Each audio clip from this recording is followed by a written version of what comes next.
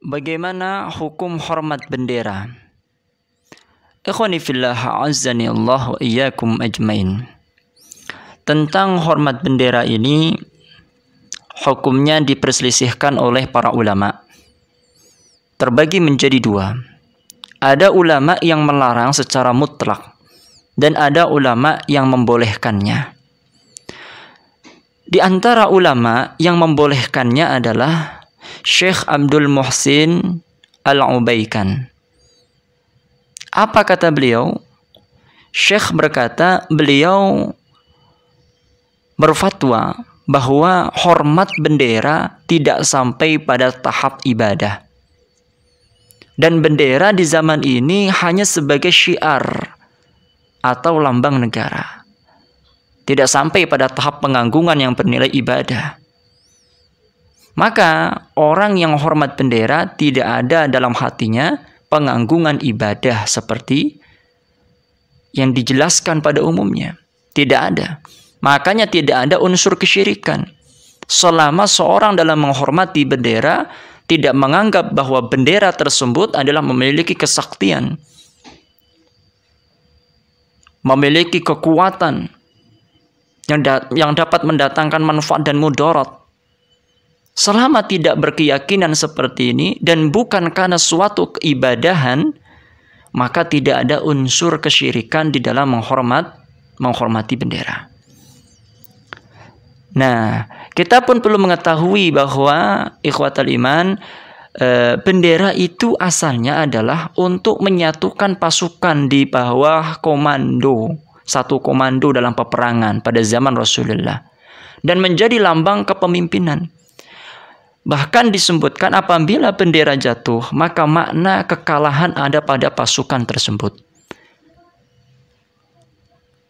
Nah, dari sini apabila kita melihat orang yang berdiri dan menghormati bendera, kita dapati mereka tidaklah mengagungkan bendera itu.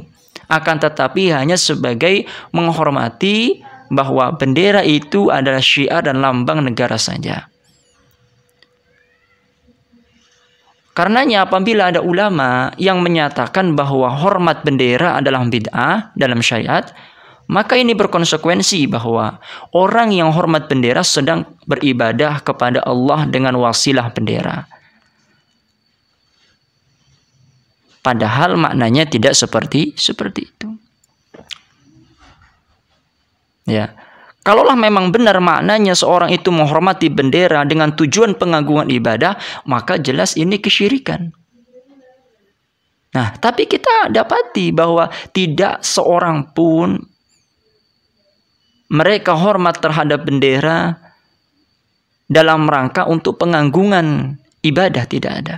Mereka hanya untuk menghormati bahwa itu lambang sebuah negara. Ya. Maka dari sini kita berilah kesimpulan. Kesimpulan yang pertama, ya, bahwa terkait hormat bendera terdapat perbedaan pendapat ulama mengenai hukum hormat bendera. Ada ulama yang melarang karena dianggap bid'ah dan kesyirikan, dan ada ulama yang membolehkan karena hormat bendera tidak sampai pada tahap ibadah. Dan perlu diketahui bahwa bendera di zaman ini hanya sebagai syiar atau lambang negara. Jadi tidak sampai pada tahap penganggungan ibadah. Itu poin pertama. Poin yang kedua dalam kesimpulan ini, kami lebih cenderung kepada pendapat ulama yang membolehkan karena orang yang hormat bendera itu tidak ada dalam hatinya penganggungan ibadah terhadap bendera tersebut. Tidak ada. Kemudian poin yang ketiga dalam kesimpulannya adalah hormat bendera bukan termasuk kesyirikan. Ini yang harus kita sampaikan, ya, agar tidak ada asumsi-asumsi yang negatif terhadap hormat bendera. Dan yang terakhir ya barangkali dari kesimpulan ini bahwa hormat bendera pada umumnya dilakukan oleh rakyat karena apa? Mereka itu melakukan maslahat yang ada. pada zaman sekarang kalaulah tidak mengikuti aturan pemerintah, maka kita dituduh sebagai anti NKRI atau tidak cinta terhadap Indonesia.